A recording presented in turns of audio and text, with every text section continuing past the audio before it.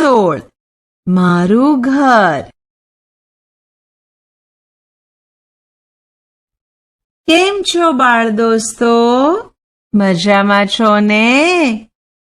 આપણી શાળામાં જેમ સમર કેમ્પનું આયોજન કરવામાં આવે છે, તેમ નસીમની શાળામાં પણ સમર કેમ્પનું આયોજન કરવામાં આવ્યું છે.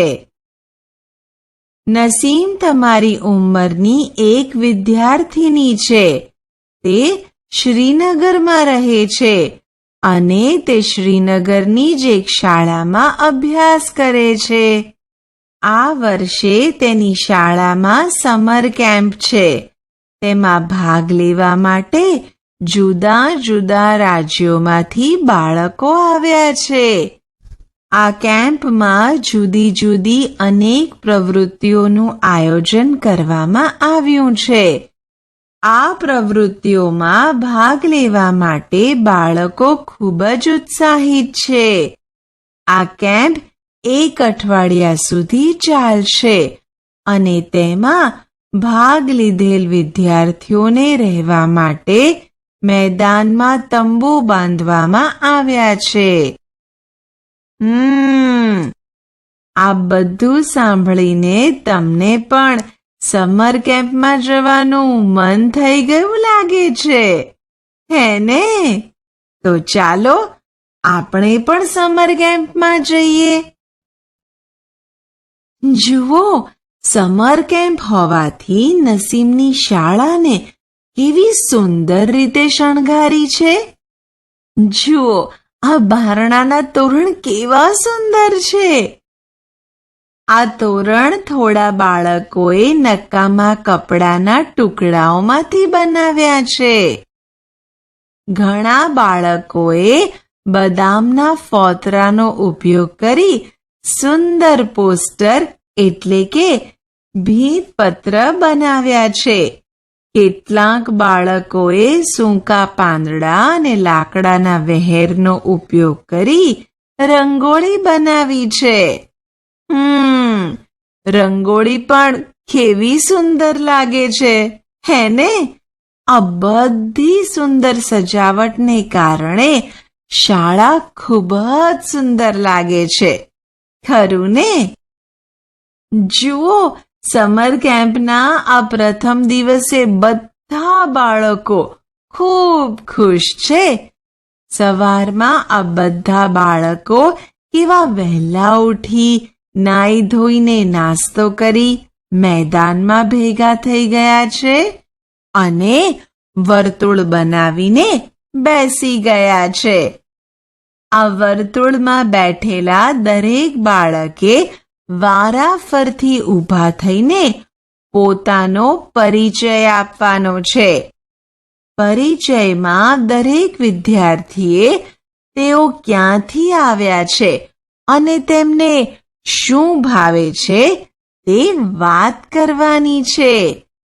સમર કેમ્પમાં આવેલ દરેક બાળકો તેમના કુટુંબના અને ઘરના ચિત્રો લાવ્યા છે. દરેકે તેમના ઘર વિશે વાત કરી. ભૂપેનના જૂથનો પ્રથમ વારો હતો, તેથી ભૂપેને ઊભા થઈને પોતાનો પરિચય આપ્યો. ભૂપેન બોલ્યો, હું આસામના મોલન ગામથી આવ્યો છું. અમારા ત્યાં ખૂબ જ વરસાદ હોય છે, તેથી અમારા ઘર મેદાનમાં 10 થી 12 ફૂટ ઊંચા બાંધવામાં આવે છે. તે મજબૂત વાંસના થાંભલા પર બનાવવામાં આવે છે. અમારા ઘરના અંદરના ભાગ પણ લાકડાના બનેલા હોય છે. જોયું ને મિત્રો, ભૂપેનના ઘરનું ચિત્ર અને તેની વાત સાંભળીને હવે તમે વિચારીને કહો કે ભૂપેન જ્યાં રહે છે ત્યાં ઘર કેમ વાંસના થાંભલા પર બનાવાય છે? ચાલો હું તમને કહું. ભૂપેન આસામમાં રહે છે. તે ભારતના પૂર્વ ભાગમાં આવેલું છે અને ત્યાં વરસાદ વધુ પડે છે. વરસાદ વધુ પડવાથી ઘરની અંદર પૂરનું પાણી ન આવી જાય માટે તે પ્રદેશોમાં ઘર વાંસના થાંભલા પર ઊંચા બનાવાય છે. સમજાયું ને? હવે તમે બધાએ ભૂપેને તેના ઘરનું જે ચિત્ર બતાવ્યું તે તો જોયું ને? તો તમે જોયું જ હશે કે વાંસ કે લાકડાના ઘરમાં રહેનારને શું ધ્યાન રાખવું પડે છે? વાંસ કે લાકડાના ઘરમાં રહેનારે ઉધઈ ન લાગી જાય તેનું ધ્યાન રાખવું પડે. લાકડાના ઘરમાં આગ પણ ઝડપથી લાગી શકે છે, તો તેનું પણ ધ્યાન રાખવું પડે. ઘરમાં પાણી ન ભરાય તેનું પણ ધ્યાન રાખવું પડે, કેમ કે લાકડું પાણીમાં કોહવાઈ જાય છે.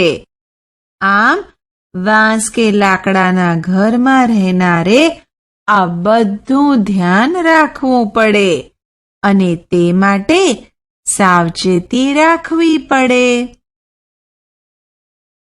આ ઘરોને કેવા છાપરા હોય છે? તે કેમ એવા બનાવવામાં આવે છે? આ પ્રદેશમાં વરસાદ વધુ પડતો હોવાથી ઘરના છાપરા ત્રિકોણ આકારે ઢળતા રાખવામાં આવે છે, જેથી પાણી સરળતાથી સરકી જાય ને છત ઉપર ભરાઈ ન રહે. માટે છાપરા આવા બનાવવામાં આવે છે. સમજાયું ને? આ ઘરમાં પ્રવેશ કરવા શું કરવું પડતું હશે? આ ઘરમાં પ્રવેશ કરવા લાકડાના દાદરનો ઉપયોગ કરવો પડતો હશે. બાળ દોસ્તો, જે દાદરથી ઘરમાં પ્રવેશ કરવામાં આવે છે તે દાદરને રાત્રે કેમ લઈ લેવામાં આવે છે? તેનું શું કારણ હોય? વિચારો તો. બાળ દોસ્તો, ચોરો અને જંગલી પ્રાણીઓથી રક્ષણ મેળવવા રાત્રે દાદરને લઈ લેવામાં આવે છે. પથ્થરના ઘર બનાવવા શું અગવડ પડે છે? ભૂપેન જે પ્રદેશમાં રહે છે ત્યાં વરસાદ ખૂબ જ પડે છે. પથ્થરના ઘર એ લાકડાના ઘરની જેમ ઊંચાઈ પર બાંધી શકાય નહીં. નીચે બાંધવા પડે. વધુ વરસાદ થવાથી ઘરમાં પાણી ઘૂસી જાય. હવે મેદાનમાં વર્તુળમાં બેઠેલી ચમેલીનો વારો આવ્યો. ચમેલી બોલી, હું મનાલીથી આવું છું, જે પર્વતીય પ્રદેશ છે. અમારે ત્યાં ખૂબ જ વરસાદ પડે અને બરફ પણ પડે છે. જ્યારે ખૂબ જ ઠંડી હોય ત્યારે અમને સૂર્યના તડકામાં બેસવું ખૂબ ગમે. અમારા ઘર પથ્થરો અથવા લાકડાના બનેલા હોય છે. મિત્રો, તમે ચમેલીની વાત સાંભળીને? મિત્રો, મનાલી ઉત્તર ભારતમાં હિમાચલ પ્રદેશમાં આવેલું છે. તે પર્વતીય પ્રદેશ છે. આ પ્રદેશ હિમાલયની નજીક આવેલો હોવાથી અહીં હિમવર્ષા થાય છે અને ખૂબ જ ઠંડી પડે છે.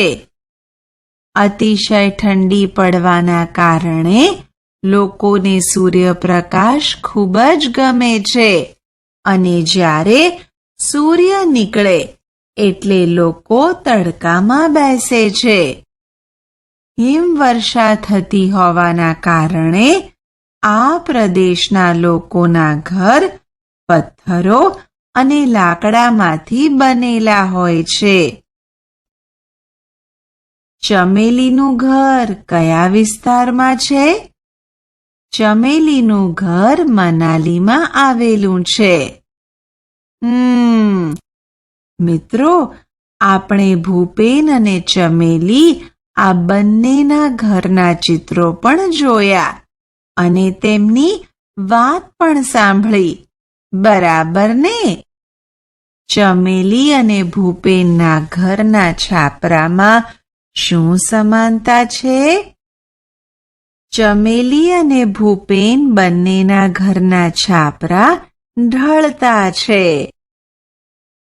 ચમેલીના વિસ્તારમાં છાપરા કેવી રીતે ઉપયોગી છે? આ વિસ્તારમાં વરસાદ વધુ પડતો હોવાથી અને હિમવર્ષા વધુ થતી હોવાના કારણે છાપરા ઢળતા રાખવામાં આવે છે, જેથી કરીને બરફ સરકીને નીચે પડી જાય. પાકા મકાનમાં રહેવાથી કયા કયા લાભ થાય છે? પાકા મકાનમાં વરસાદ, ગરમી અને બરફ પડે તો તેની કોઈ અસર થતી નથી. વધુ વરસાદ, ગરમી કે બરફ પડે તો પણ ઘર પડી જતા નથી.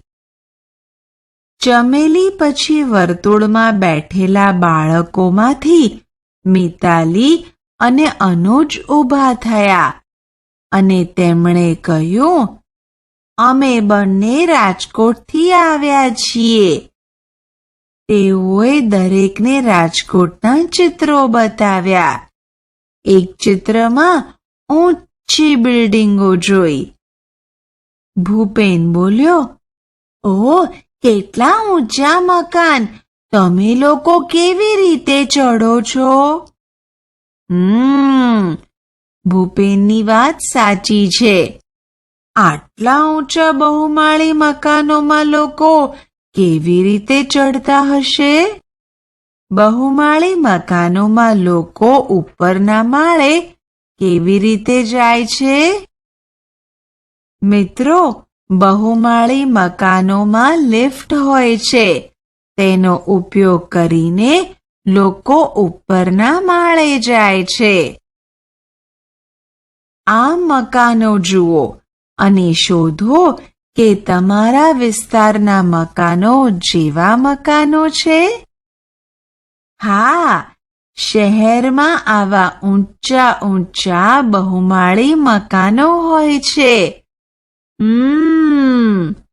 ચાલો, હવે હું તમને ખૂબ જ ઊંચા ઊંચા બહુમાળી મકાનો આવેલા છે તેવા બીજા શહેરની વાત કરું. તમે બધાએ દિલ્હીનું નામ તો સાંભળ્યું જ હશે. મિત્રો, દિલ્હી ભારતની રાજધાની છે. દિલ્હી બહુ જ મોટું શહેર છે અને એટલે જ નગરો અને ગામડાઓમાંથી લોકો કામની શોધમાં અહીં આવે છે. કામ મળતા લોકો આ શહેરમાં સ્થાયી થાય છે. કામની શોધમાં ખૂબ મોટા પ્રમાણમાં લોકો અહીં સ્થળાંતર કરીને આવતા હોવાથી ખૂબ જ ઓછી જગ્યામાં લોકો રહે છે. એટલે કે એક નાનકડા રૂમમાં ઘરના બધા જ સભ્યો રહે છે, જેમાં કોઈ પણ પ્રકારની સુવિધાઓ જેવી કે બાથરૂમ અને શૌચાલયની સુવિધાઓ પણ હોતી નથી. તેમાં લોકો રહે છે અને વળી ઘણા લોકો પાસે રહેવા માટે મકાન પણ હોતું નથી. તેથી તેઓએ ઝૂંપડપટ્ટીમાં રહેવું પડે છે. કેટલાક લોકો પાસે તો વળી રહેવા માટે ઝૂંપડું પણ હોતું નથી. તો તમને થતું હશે કે તેઓ ક્યાં રહેતા હશે? તો આવા લોકો તેમને જ્યાં જગ્યા મળે ત્યાં સૂઈ જાય. રોડ પર, ફૂટપાથ પર, સ્ટેશન પર વગેરે. આ લોકોને દરેક ઋતુમાં ઘણી મુશ્કેલીઓનો સામનો કરવો પડે છે. આમ મોટા શહેરોમાં આશ્રય સ્થાન મળવું મુશ્કેલ છે અને આથી જ લોકો રોડ પર પોતાનું જીવન ગુજારે છે. હવે વર્તુળમાં બેઠેલા કાશીરામે ઊભા થઈને બધાને કહ્યું, હું રાજસ્થાનથી આવું છું. અમારા વિસ્તારમાં ખૂબ જ ઓછો વરસાદ પડે છે. ત્યાં ખૂબ જ ગરમી હોય છે. અમે માટીના મકાનમાં રહીએ છીએ અને અમારા ઘરની દિવાલો ખૂબ જ જાડી હોય છે. આ દિવાલો માટીથી પ્લાસ્ટર કરેલી હોય છે અને છાપરા કાંટાવાળા ઘાસના બનેલા હોય છે. માટીના મકાનમાં રહેનારે શું શું ધ્યાન રાખવું પડે? માટીના મકાનમાં રહેનારાએ વરસાદમાં ખૂબ જ ધ્યાન રાખવું પડે છે અને ઘરમાં પણ પાણી ન ઢોળાય તેની ખાસ કાળજી રાખવી પડે છે, કેમ કે ઘર માટીથી લીપણ કરેલા હોય છે.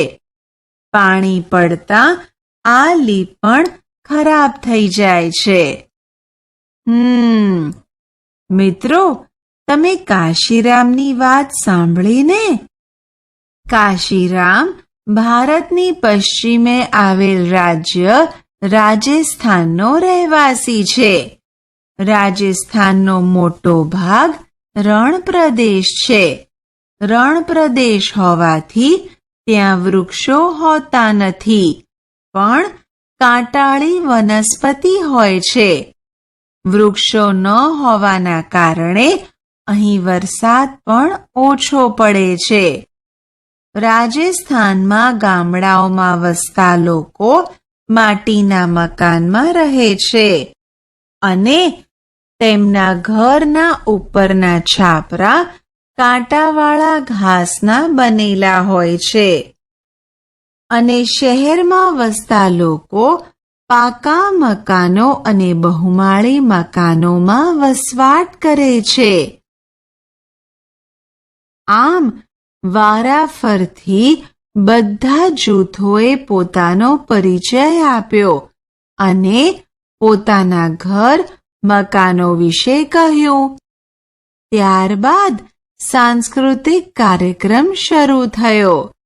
જુદા જુદા પ્રદેશમાંથી આવેલા બાળકોએ જુદા જુદા નૃત્ય રજૂ કર્યા. જેમ કે આસામથી આવેલા જૂથે આસામનું ઓજપાલી નૃત્ય રજૂ કર્યું. ત્યારબાદ મનાલીથી આવેલા જૂથે હિમાચલી નૃત્ય રજૂ કર્યું. આ નૃત્ય પૂર્ણ થયા બાદ રાજસ્થાની જૂથે ઘૂમર રજૂ કર્યું. આ જોવાની બધા જ બાળકોને ખૂબ જ મજા આવી અને બધા બાળકો ખૂબ જ ખુશ થઈ ગયા. અને આમ આ કેમ્પમાં બાળકો જુદા જુદા રાજ્યના નૃત્યોથી પરિચિત થયા. ત્યારબાદ આ જ બધા જૂથના બાળકોએ પોતાની ભાષામાં લોકગીત રજૂ કર્યા. લોકગીતોનો કાર્યક્રમ પૂર્ણ થયા બાદ દરેક બાળકને બદામ અને ઇલાયચી સાથે કાહવા એટલે કે કાશ્મીરનું પીણું અપાયું અને આમ દરેક બાળકે ખૂબ જ મજા માણી. હા, જોયું ને મિત્રો, કેમ્પમાં આવેલા બાળકો જુદા જુદા રાજ્યોના બાળકો અને તેમની સંસ્કૃતિથી પરિચિત થયા અને ખૂબ જ મજા માણી. ત્યારબાદ સાંજે બધા બાળકો દાલ સરોવર ગયા. મિત્રો, આ દાલ સરોવર કાશ્મીરમાં આવેલું છે. ત્યાં બાળકોએ નાવડીમાં બનાવેલું ઘર એટલે કે હાઉસબોટ જોયું. હા, તમને થતું હશે કે સરોવરમાં તે કાંઈ ઘર હોતું હશે, પણ હા, અહીં દાલ સરોવરમાં હાઉસબોટ હોય છે, જેમાં લોકો રહે છે. પ્રવાસીઓને આવી હાઉસબોટ ભાડેથી રહેવા માટે પણ આપવામાં આવે છે. ખૂબ જ મજાનું આ ઘર હોય છે. હા, અને પાણીમાં રહેવાની કેવી મજા આવે, ખરું ને? આ કેમ્પમાં આવેલા બાળકોને પણ દાલ સરોવરમાં ખૂબ જ મજા પડી. બધા બાળકો શિકારામાં પણ બેઠા. તમને થતું હશે કે શિકારા તે વળી શું છે? મિત્રો, શિકારા એ બોટ છે. તે આ નામથી ઓળખાય છે. બાળકોએ બોટમાં બેસીને હલેસાં પણ માર્યા અને ખૂબ મજા કરી. હા, હવે આપણે કેટલાક પ્રશ્નોની ચર્ચા કરીએ. હાઉસબોટ બીજા મકાનોથી કેવી રીતે અલગ છે? મકાનો જમીન પર બનેલા હોય છે અને તે રેતી, સિમેન્ટ, ઈંટ, કપચી જેવી વસ્તુઓના બનેલા હોય છે, જ્યારે હાઉસબોટ પાણી પર તરતી હોય છે અને તે લાકડામાંથી બનેલી હોય છે. શું તમને એવા ઘરમાં કે મકાનમાં રહેવું ગમે? કેમ? હા, આપણને હાઉસબોટમાં રહેવું ગમે. પાણી ઉપર રહેવાની કેવી મજા આવે. અને હા, આપણે તેને ત્યાંથી ખસેડી બીજી જગ્યાએ પણ લઈ જઈ શકીએ. એટલે હાઉસબોટમાં રહેવું ખૂબ જ ગમે. પ્રવૃત્તિ. બાળ દોસ્તો, તમે અલગ અલગ પ્રકારના ઘરો તો જોયા જ હશે. જોયા છે ને? હા, તો ચાલો આપણે એક પ્રવૃત્તિ કરીએ. જુઓ, આ કેટલાક ઘરના ચિત્રો આપેલા છે. જોયા ને? તો આપણે આ ચિત્રોને તેના નામ સાથે જોડવાના છે. ઝૂંપડી, બરફનું ઘર એટલે કે ઇગ્લુ, તંબુ, ઘર જેવી હોડી, બહુમાળી મકાન. ભૂંગો. જુઓ, આ પ્રથમ ચિત્ર. આ પ્રકારના ઘરને શું કહેવાય? બરફનું ઘર. બરાબર. અને બીજું શું કહેવાય? ઇગ્લુ. હા, તો આપણે આ ચિત્રને બરફનું ઘર એટલે કે ઇગ્લુ લખેલું છે તેની સાથે જોડીશું. હા, જોડાઈ ગયું. હવે આ બીજું ચિત્ર જુઓ. પાણીમાં ઘર છે, ખરું ને? આપણે જોયું ને કે કાશ્મીરમાં આવેલા દાલ સરોવરમાં પણ આવા પાણીમાં ઘરો હતા, હે ને? હા, તો આ પ્રકારના ઘરને શું કહેવાય? ઘર જેવી હોડી. હા, તો આપણે આ ચિત્રને ઘર જેવી હોડી સાથે જોડીશું. બરાબર ને? હવે આ ત્રીજું ચિત્ર જુઓ તો. આમાં તો બહુ બધા માળ દેખાય છે, હે ને? મોટા મોટા શહેરોમાં જગ્યા ઓછી હોય છે અને વસ્તી વધુ હોય છે, માટે આવી બહુમાળી બિલ્ડિંગો બહુ જ હોય છે, ખરું ને? તો આપણે આ ચિત્રને બહુમાળી મકાન સાથે જોડીશું. એ જોડાઈ ગયું. આ ચિત્રને શું કહેવાય? તંબુ. તો ચાલો આપણે આ ચિત્રને તંબુ સાથે જોડીશું. એ જોડાઈ ગયું. જોયું ને? આ શાનું ચિત્ર છે? ઝૂંપડી. બરાબર, તમે બધાએ સાચું કહ્યું. આ ઝૂંપડીનું ચિત્ર છે. મોટા મોટા શહેરોમાં જે લોકોને પોતાનું ઘર ન હોય તે લોકો ખાલી પડેલી જગ્યાઓમાં ઝૂંપડા બનાવીને રહે છે. હવે છેલ્લું ચિત્ર જુઓ. આ શાનું ચિત્ર છે? ભૂંગાનું. કચ્છના ગામડાઓમાં લોકો આવા ભૂંગા બનાવીને રહે છે. તેથી આપણે આ ચિત્રને ભૂંગો લખ્યું છે તેની સાથે જોડીએ. બાળ દોસ્તો, આપણે બધા શામાં રહીએ છીએ? ઘરમાં. સાચું કહ્યું તમે. આપણે બધા ઘરમાં રહીએ છીએ. ઘર બનાવવા માટે જુદી જુદી વસ્તુઓ જોઈએ. ખરું ને? તો જુઓ, અહીં ઘર બનાવવા માટેની કેટલીક વસ્તુઓના નામ આપેલા છે. તો તેમાંથી તમારું ઘર જે વસ્તુઓથી બનેલું હોય તેના પર ખરાની નિશાની કરવાની છે. પહેલા શું લખેલું છે? ઘાસ. તો તમે બધા પાક્કા ઘરમાં રહેતા હશો, માટે ઘાસ પર આપણે ખરાની નિશાની કરીશું નહીં. પછી કાદવ લખેલું છે. ઘર બનાવવા માટે કઈ કાદવની જરૂર પડે? ના. બરાબર ને? તેના ઉપર પણ ખરાની નિશાની નહીં કરીએ. પછી શું લખેલું છે? લાકડું.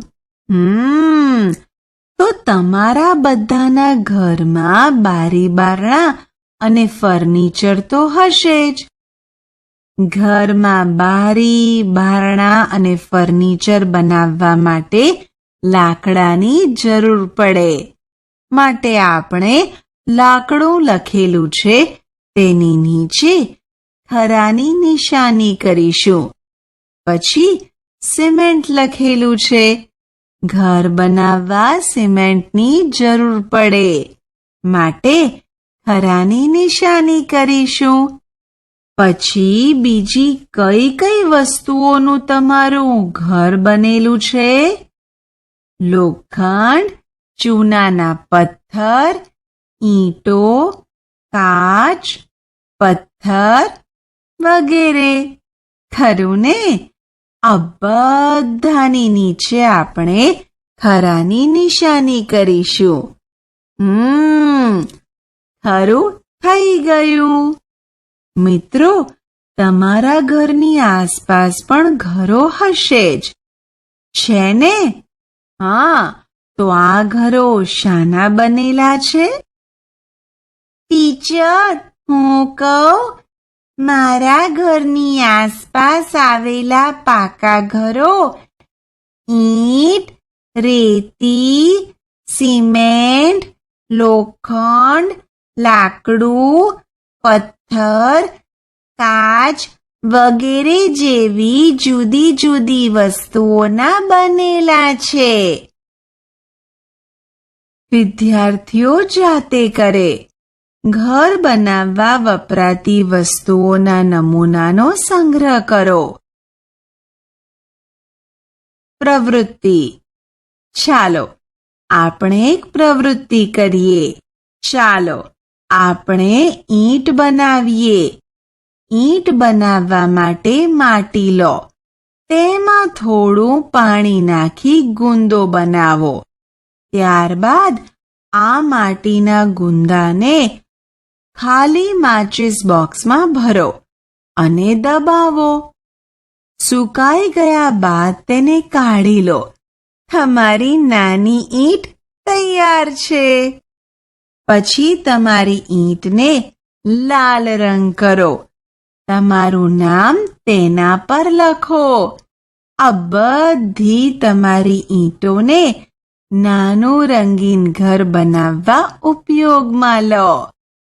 આ ઘરના છાપરાને સજાવો.